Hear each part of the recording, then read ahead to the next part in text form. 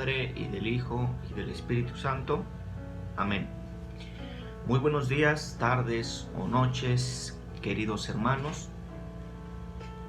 Según el horario en el que tengan la oportunidad de ver este video.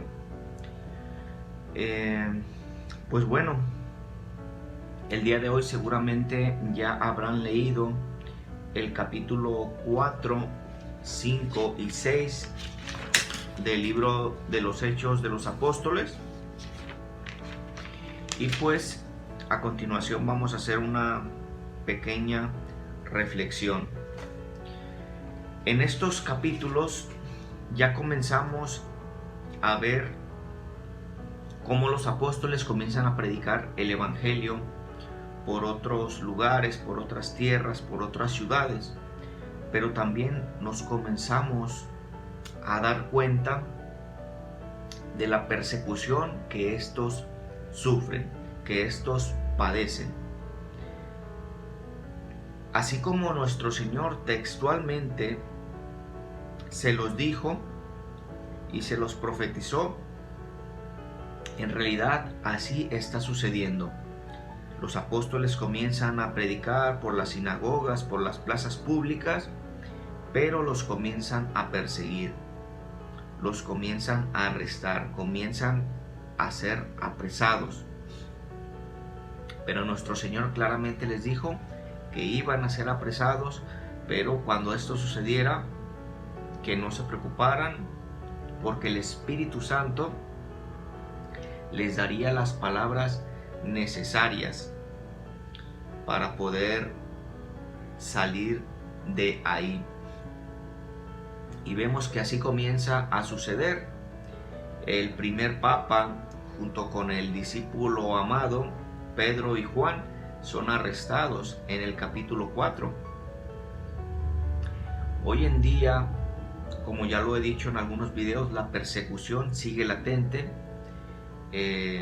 La condena hacia el cristianismo sigue latente y la persecución también sigue latente hoy en día.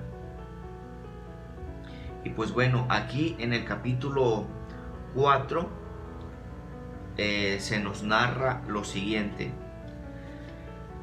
Pedro y Juan estaban aún hablando al pueblo cuando se presentaron los sacerdotes, el jefe de la guardia del templo y los saduceos. Toda esa gente se sentía muy molesta porque enseñaban al pueblo y afirmaban la resurrección de los muertos a propósito de Jesús. Los apresaron y los pusieron bajo custodia hasta el día siguiente, pues ya estaba anocheciendo. Pero muchos de los que habían oído la palabra creyeron, y su número llegó a unos 5,000 hombres.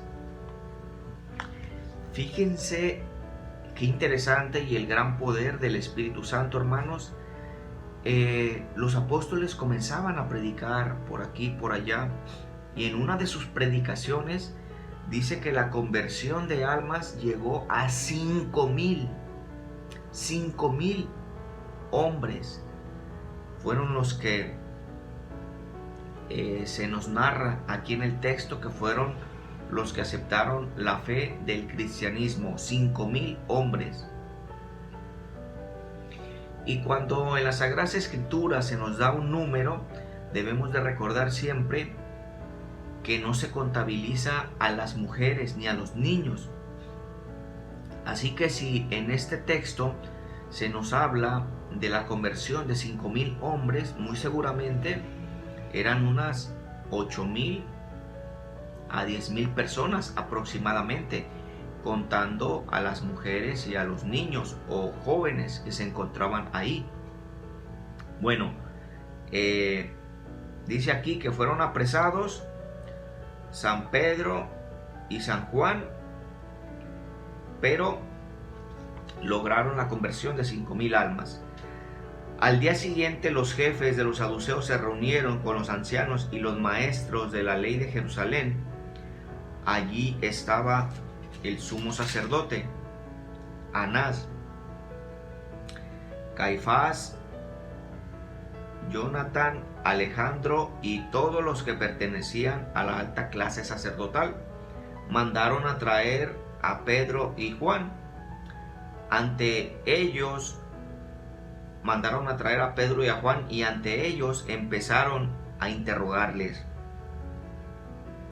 ¿Con qué poder han hecho ustedes eso? ¿A qué ser celestial han invocado? Entonces Pedro, lleno del Espíritu Santo, les dijo: jefes del pueblo y ancianos, hoy debemos responder por el bien que hemos hecho a un enfermo. ¿A quién se debe esa sanación? Sépanlo todos ustedes y todo el pueblo de Israel.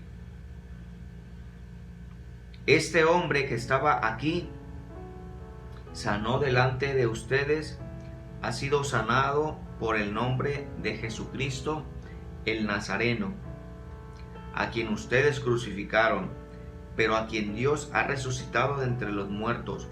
Él es la piedra que ustedes los constructores despreciaron y que se ha convertido en la piedra angular. No hay salvación en ningún otro, pues bajo el cielo no se ha dado a los hombres ningún otro nombre por el que debamos ser salvados. Ciertamente aquí se cumple lo que nuestro Señor le dijo a los apóstoles, que sería el Espíritu Santo quien en ese momento respondería por ellos y quien daría las palabras correctas para que ellos pudieran quedar libres cuando fueran apresados. Y ciertamente vemos que sucedió tal y como lo había dicho nuestro Señor. Realmente las palabras que San Pedro proclamaba, las palabras que salían de sus labios, pues eran palabras iluminadas por el Espíritu Santo, y seguramente los sacerdotes se quedaron impresionados al decir: pero ¿cómo es posible que nos diga que la piedra que nosotros despreciamos ahora se ha convertido en la piedra angular? La piedra angular es aquella piedra que en las construcciones antiguas, tanto griegas como romanas, cuando se hacía una especie de arco, la piedra angular era la que iba en el centro de ese arco. Es decir, sin esa piedra toda la construcción se venía abajo. Hay arcos todavía, hay arcos que aún existen, que son sumamente antiguos y cuentan con esta piedra que es la piedra angular. Es una especie de triángulo, y se hacía el marco con bloques de piedra o con otro tipo de material, y se comenzaba a construir el arco, pero en medio de ese arco iba esta piedra que es la piedra angular. Y los apóstoles confirman que nuestro Señor es la piedra angular. Después se nos narra que los creyentes intentan poner en común todos los bienes. Algo que describía perfectamente a las primeras comunidades cristianas es que compartían todo, y todo lo que ellos reunían lo compartían. Y esto pues nos ayuda a reflexionar, hermanos, de qué manera actuamos hoy en día nosotros que supuestamente nos llamamos cristianos. En ocasiones no queremos ayudar ni a nuestra propia familia, o no nos gusta compartir con nuestros propios hermanos del movimiento, del grupo, del apostolado. Nos cuesta un poco de trabajo desprendernos. Y aquí vemos cómo pues los primeros apóstoles compartían todo lo que tenían, absolutamente todo. Dice aquí textualmente que la multitud de los fieles tenía un solo corazón y una sola alma. Imagínense, Los primeros cristianos tenían un solo corazón y una sola alma. Había unidad, había armonía, había paz. ¿Cuánto habremos de aprender de estas primeras comunidades? ¿Cuánto podríamos rescatar de estas enseñanzas de las primeras comunidades cristianas, hermanos? Un solo corazón, una sola alma. Había unidad.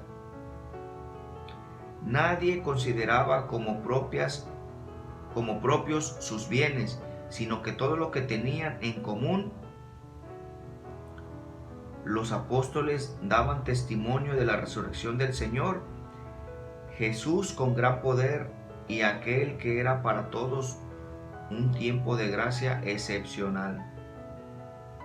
Entre ellos ninguno sufría necesidad, pues los que poseían campos o casas los vendían, traían el dinero y lo depositaban a los pies de los apóstoles, que lo repartían según las necesidades de cada uno. Así lo hicieron José, un levita nacido en Chipre, a quien los apóstoles llamaban Bernabé, que quiere decir el animador. Este vendió un campo de su propiedad, trajo el dinero de la venta y lo puso a los pies de los apóstoles. Se compartía cuanto tenían, no existía la envidia, y las comunidades cada vez crecían más y más.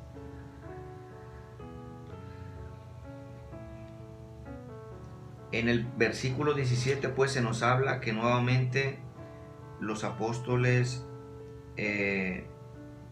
fueron arrestados, y se nos narra ahora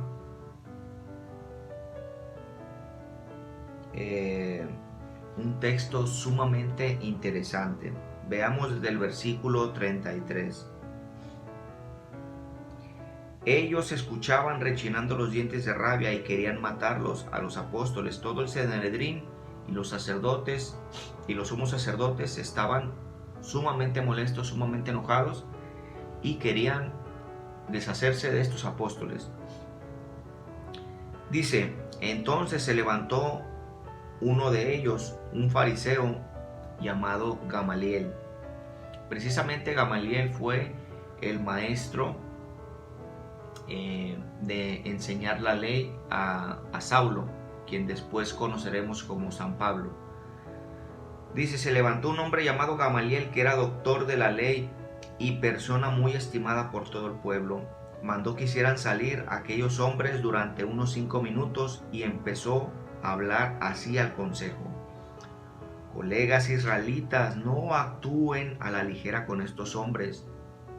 Recuerden que tiempo atrás se presentó un tal Teudas, que pretendía ser un gran personaje, y al que se le unieron unos 400 hombres. Más tarde pereció, sus seguidores se disparcieron y todo quedó en nada. Tiempo después, en la época del censo, surgió Judas el Galileo, que arrastró al pueblo en pos de sí, pero también éste pereció y todos sus seguidores se dispersaron. Por eso les aconsejo ahora que se olviden de esos hombres y los dejen en paz. Si su proyecto o su actividad es cosa de hombres, se vendrá abajo, pero si viene de Dios, ustedes no podrán destruirlos, y ojalá no estén luchando contra Dios. Qué interesante. El consejo le escuchó y mandaron a entrar de nuevo a los apóstoles. Los hicieron azotar y les ordenaron severamente que no volviesen a hablar de Jesús el Salvador. Después los dejaron ir. Los apóstoles salieron del consejo muy contentos por haber sido considerados dignos de sufrir por el nombre de Jesús, y durante todo el día no cesaban de enseñar y proclamar a Jesús el Mesías en el templo y por las casas. Vemos aquí algunos aspectos sumamente interesantes. Vemos un hombre que es fariseo llamado Gamaliel, que ciertamente intercede por los apóstoles, sale en su defensa y les dice a los doctores de la ley: tengan cuidado, porque si esto es asunto de hombres, dejen a estos hombres en paz. Si esto es asunto de hombres, esto va a desaparecer. Pero si esto viene de Dios, ni ustedes ni nadie lo van a poder destruir. Y se estarían metiendo en un problema grande, porque estarían luchando contra Dios. Bendito sea Dios, estos hombres hicieron caso y lo soltaron. Y efectivamente, como lo dijo aquel hombre Gamaliel, esto era un asunto de Dios, porque aquellos apóstoles, aquellos primeros discípulos, predicaron el evangelio por muchas otras ciudades, por muchos otros lugares, hasta llegar casi hoy en día a todo el mundo. El cristianismo, que comenzó con 12 hombres y con 7 diáconos, hoy se encuentra casi en todo el mundo. Ese cristianismo de los apóstoles, esa primera iglesia, hoy, con la ayuda de Dios, casi se encuentra en todos los continentes, para mayor gloria de Dios. En el capítulo 6 se nos narra de la elección de los primeros 7 diáconos. Dice aquí que los apóstoles ya no podían con tantas actividades y decidieron elegir a a 7 hombres, perdón.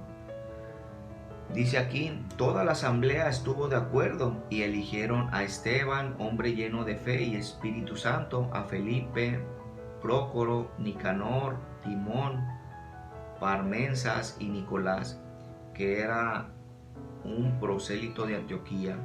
Presentaron a los apóstoles, quienes se pusieron en oración y les impusieron las manos. La palabra de Dios se difundía, el número de los discípulos en Jerusalén aumentaba considerablemente e incluso un buen número de sacerdotes había aceptado la fe. Fíjense qué interesante, hermanos. La palabra de Dios se difundía y hasta los mismos sacerdotes judíos aceptaban la fe. Ojalá nosotros también vayamos aceptando ese encargo, esa encomienda que Dios tiene para cada uno de nosotros, y la vayamos aceptando con amor, con entrega, con paciencia. Y ojalá, así como los apóstoles comenzaron a predicar el evangelio por otras ciudades, y dice aquí el versículo 7 del capítulo 6, la palabra de Dios se difundía. Ojalá cada uno de nosotros podamos difundir estos videos y ojalá podamos llegar a más almas, a más familias. Comparte este video con tus amigos, familiares, con tus vecinos, para que la palabra de Dios pueda llegar a más almas y cumplamos este texto. La palabra de Dios se difundía y el número de los discípulos aumentaba. Esa es tu tarea. En el nombre del Padre, y del Hijo, y del Espíritu Santo. Amén.